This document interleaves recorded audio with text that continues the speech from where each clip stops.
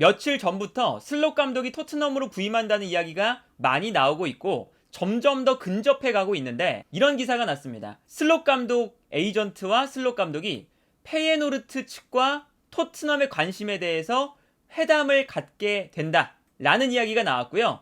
특히나 이게 중요한 건데요. 토트넘이 여러 이제 감독들이 나왔잖아요. 나겔스만이나 엘리케나 스팔레티, 글라스너 여러 감독들의 이름이 나오다가 그 중에서 슬롯 감독으로 가기로 결정을 했다.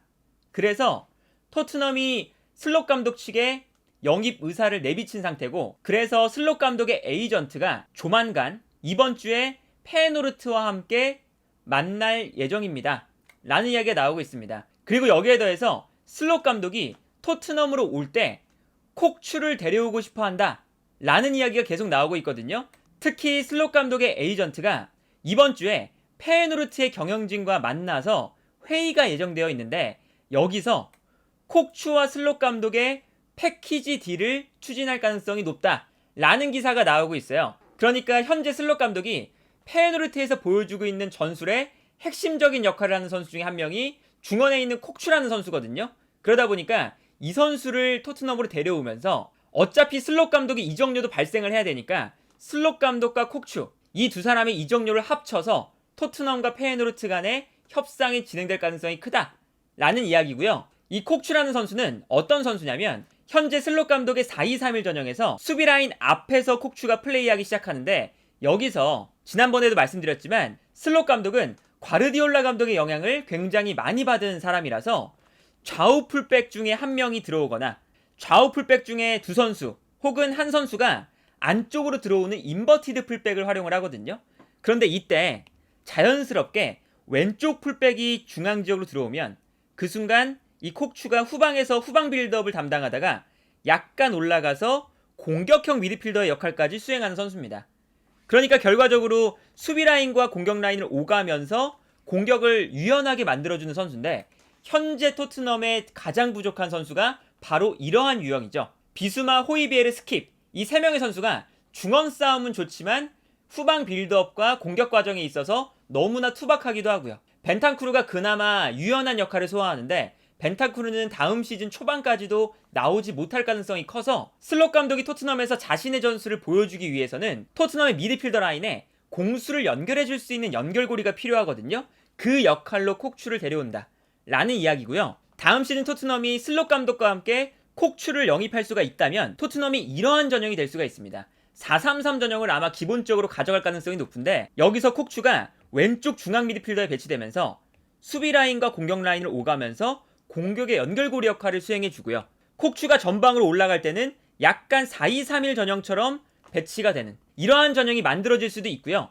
이 콕추의 움직임에 따라서 아마 토트넘이 많은 영향을 받을 가능성이 높은데, 그렇다면 이 과정에서 손흥민 선수의 역할은 어떻게 될 것이냐, 이게 아무래도 많은 분들이 궁금해하시는 분이고, 특히나 저번에 말씀드렸던 것처럼 슬롯 감독이 과르디올라 류의 감독이기 때문에 볼을 점유하는 것을 굉장히 좋아하거든요. 그렇다면 과연 이 손흥민 선수의 공간 침투나 빠른 역습 능력을 슬롯 감독이 잘 활용할 수 있는 감독일까? 이러한 우려가 분명히 나올 수가 있는데, 일단 슬롯 감독이 페예노르트에서의 전술을 보면 좌우 측면 공격수들을 굉장히 측면으로 넓게 배치시키는 것이 특징입니다. 이때 자연스럽게 콕추가 올라오면서 두 명의 공격형 미드필더가 만들어지고요. 그리고 여기서 좌우 풀백이 안쪽으로 들어와주면서 인버티드 풀백을 만들 때도 있고, 그리고 페데르센 같은 경우는 직선적인 풀백이기 때문에 직선적으로 올라가주면서 오른쪽에 있는 자한 바크시가 약간 안쪽으로 들어와 줄 때도 있어요. 그래서 결과적으로는 과르디올라 감독의 전술과 굉장히 흡사하죠. 좌우 측면을 넓게 활용하면서 중앙에 선수를 많이 배치한다.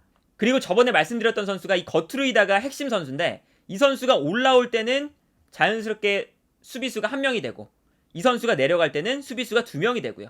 심지어는 이 선수가 풀백으로 배치될 때도 있기 때문에 풀백으로 배치될 때는 인버티드 풀백이 될 때도 있고, 올라가서 측면을 넓게 활용할 때도 있습니다. 그래서 굉장히 유연한 전형을 보여주지만 기본적으로는 좌우 측면을 넓게, 중앙에는 선수를 많이 배치하는 이러한 전형을 만드는 감독이거든요. 그렇게 생각해 본다면 아마 이 손흥민 선수의 움직임을 아까 페예노르트에서 봤었던 이드리시처럼 측면으로 넓게 배치할 수가 있는데, 아마도 손흥민을 이렇게 쓰지 않을 가능성이 높아요. 오히려 아까 페에노르트의 전형과 좌우가 반전된 것처럼 다음 시즌의 토트넘은 왼쪽 풀백에 직선적인 우도지가 오거든요. 그러다 보니까 우도지를 직선적으로 올리면서 손흥민이 자연스럽게 중앙으로 들어가고, 이때 우도지가 왼쪽 측면을 넓게 사용하고 오른쪽에서는 쿨루셉스키가 측면을 넓게 활용하는 이러한 전형이 되면서 자연스럽게 콕추도 전방으로 올라오면서 중앙 지역에 머무르고, 그리고 호이베르까지 올라와 주면서 좌우 측면을 넓게,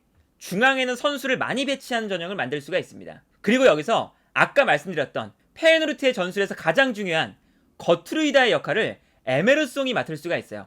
이 에메르송 같은 경우는 직선적으로 전진할 수 있는 풀백이기도 하지만 3백을 만들 수 있는 자원이기도 하거든요. 그러다 보니까 우도지가 직선적으로 올라간다면 에메르송은 반대편에서 수비 밸런스를 잡아주는 역할을 하고, 그러다 보면 자연스럽게 뒤에서 3백이 만들어지면서 에메르송이 오른쪽 중앙 수비수의 역할을 수행할 수가 있습니다. 그리고 상황에 따라서는 올라가주면서 쿨루셉스키가 안으로 들어오고 에메르송이 측면을 담당하는 이러한 전형도 만들어질 수가 있고요. 그리고 여기서 기본적으로 이 손흥민 선수의 역할은 아까 보여드렸던 자한바크시가 중앙으로 들어올 때, 자한바크시는 사실상 공격형 미드필더에 가깝거든요. 그렇기 때문에 이 자한바크시의 역할을 손흥민에게 주진 않을 것 같고요. 아마도 손흥민 선수에게는 이 손흥민 선수가 조금 더 올라가서 사실상 투톱처럼 활용되는 이러한 전형을 만들 가능성이 높습니다. 그리고 여기서 슬롯 감독이 손흥민을 잘 활용할 수 있는 포인트가 어떤 게 있냐면, 기본적으로는 슬롯 감독이 볼을 점유하는 것을 굉장히 좋아하는 과르디올라 플러스 조금 더 직선적인 축구를 선호하는 클롭의 스타일이 많이 섞여 있습니다. 그래서 볼을 점유하는 것만 집중하지 않고, 특히나 상대팀이 조금 더 올라왔을 때 약간 물러나 있다가 순간적으로 전방으로 뛰어나가는 선수에게 한 번의 패스를 뿌려주는 이러한 플레이도 잘하거든요. 그래서 지난번에 보여드렸던 것처럼 페에노르트가 네덜란드 리그에서 생각보다 후방에서의 볼 소유 횟수는 그렇게 많지 않아요. 훨씬 더 미드필더 라인이나 전방 지역에서 볼 소유가 많은 편인데, 그 이유가 상대팀이 약간 올라와 있을 때 일단 수비 뒷공간으로 빠르게 패스를 붙여주고요. 이때 손흥민처럼 빠른 선수가 뛰어나가면서 상대 수비수와 스피드 경쟁을 합니다. 그리고 여기서 이제 중요한 게 뭐냐면, 손흥민이 여기서 볼을 가져오지 못한다고 하더라도 여기서 중요한 것은 상대를 뛰어나가면서 압박을 해준다는 거거든요. 그러면 여기서 상대팀이 볼을 소유한다고 해도 압박에 가로막혀서 볼을 걷어냈을 때 이 볼을 클리어하는 정확도가 떨어질 수밖에 없습니다. 그러면 그 순간 슬롯 감독은 뒤에 있는 선수들이 순간적으로 빠르게 올라와 주면서 이 세컨볼을 가져오는 이러한 전략을 취해요. 그래서 일단 볼을 붙여놓고 수비 라인이 순간적으로 올라오면서 전체적인 선수들이 전방에 많이 배치되는 이러한 형태를 만듭니다. 그러다 보니까 이 손흥민의 공간 침투를 분명히 이 슬롯 감독은 잘 활용할 거고요. 그리고 특히나 토트넘의 미드필더 라인이 굉장히 투박한 선수들로 구성이 되어 있지만 비수마, 호이비에르, 스킵, 여기에 벤탄쿠르까지 전체적으로 중원 싸움에 특화되어 있는 선수들이 모여 있거든요. 그러다 보니까 손흥민이 전방으로 뛰어나가면서 세컨볼을 만들어주면 그 순간 중원 싸움에 강점이 있는 선수들이 빠르게 올라와주면서 세컨볼을 가져온다. 이러한 직선적인 전략이 다음 시즌 토트넘의 주된 전략이 될 수가 있고, 그러다 보니까 손흥민 선수가 당연히 슬롯 감독의 전술에서 핵심적인 역할을 수행할 수가 있다. 그런 생각이 들고요. 여기에 더해서 이 슬롯 감독의 전술적인 특징 중에 하나가 좌우 측면에 있는 선수들이 스위칭을 엄청나게 많이 가져갑니다. 그런데 다음 시즌에 토트넘의 왼쪽 풀백으로 기용될 가능성이 큰 우도지가 직선적으로도 올라오지만 중앙 지역으로도 침투를 잘하는 유형의 선수거든요. 특히나 이 우도지의 장점은 중앙 지역으로 들어가서 반대편에서 크로스가 올라올 때 자신이 직접 침투해서 득점을 만들어내는 이러한 플레이가 강점인 선수예요. 그래서 측면 공격수랑 스위칭을 자주 가져가는 편인데, 그러다 보니까 우도지가 올라오면서 손흥민이 중앙으로 들어갔을 때 왼쪽에 있는 콕추, 우도지, 손흥민 요 세 명의 선수가 끊임없이 스위칭을 가져갈 가능성이 높습니다. 예를 들면 우도지가 약간 안쪽으로 들어올 때는 손흥민이 측면으로 돌아 나간다거나, 아니면 콕추가 조금 더 올라갈 때는 우도지가 뒤에서 수비적인 밸런스를 맞춰준다거나, 아니면 또다시 우도지가 측면으로 돌아 나가면 자연스럽게 손흥민이 안쪽으로 들어오면서 콕추가 약간 내려오는, 계속 스위칭이 일어날 가능성이 높고요. 여기에 더해서 최근 손흥민 선수의 움직임을 보면 왼쪽 측면에만 국한되어 있지 않고 반대편 측면까지 굉장히 프리하게 움직일 때가 많죠. 그래서 아까 말씀드렸던 것처럼 우도지가 올라올 때 손흥민을 공격형 미드필더가 아니라 사실상 최전방 공격수와 투톱이 되면서 활용이 될 텐데, 이렇게 된다면 토트넘의 전술에서 손흥민이 최전방 공격수를 중심으로 왼쪽뿐만 아니라 오른쪽으로 돌아 나갔을 때 순간적으로 한쪽 측면에 선수 숫자가 많아지는 이러한 플레이를 할 수가 있고요. 여기에 더해서 에메르송까지 올라온다면 오른쪽 측면에서 손흥민이 측면으로 뛰어나가면서 자연스럽게 토트넘의 오른쪽 공간에서 많은 선수들의 스위칭이 이루어지는 이러한 형태가 끊임없이 만들어질 수가 있습니다. 그래서 최근에 손흥민 선수가 국가대표팀뿐만 아니라 토트넘에서도 사실상 프리롤에 가까운 역할을 맡고 있거든요. 그렇다는 건 슬롯 감독이 페이노르트에서 선수 간의 자유로운 스위칭 플레이를 선호한다는 걸 생각해 봤을 때 손흥민 선수를 분명히 팀의 핵심 전술에 잘 녹아들게끔 할 수가 있다 라는 생각이 들고요.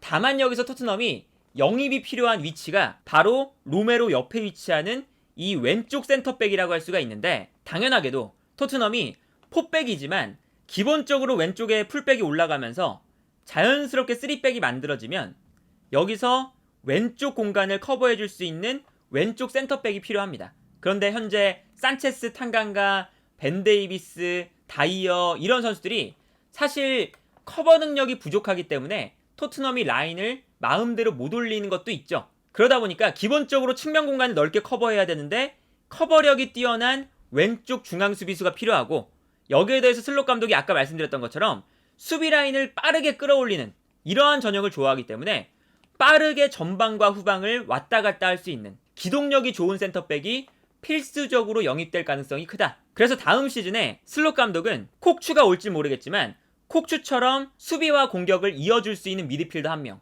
그리고 로메로 옆에서 빠르게 수비 공간을 커버해줄 수 있는 센터백 1명, 이 2명 정도는 필수적으로 아마 슬롯 감독이 자신의 전술을 토트넘에 입힐 때 강력하게 토트넘에게 요청할 만한 선수 자원들이고요. 제 생각에는 기본적으로 토트넘이 기동력이 좋은 선수들이 꽤나 많거든요. 특히나 다음 시즌에 우도지도 오고, 그리고 중원에 있는 비수마도 이번 시즌은 부상으로 많이 못 나왔지만 나오기만 한다면 기동력적인 측면에서 충분히 도움이 돼줄 수 있는 선수고, 그리고 앞쪽에 있는 히샬리송도 아까 말씀드렸던 전방으로 볼을 뿌려줬을 때 상대 수비를 압박하는데 가장 뛰어난 선수 중에 한 명이고요.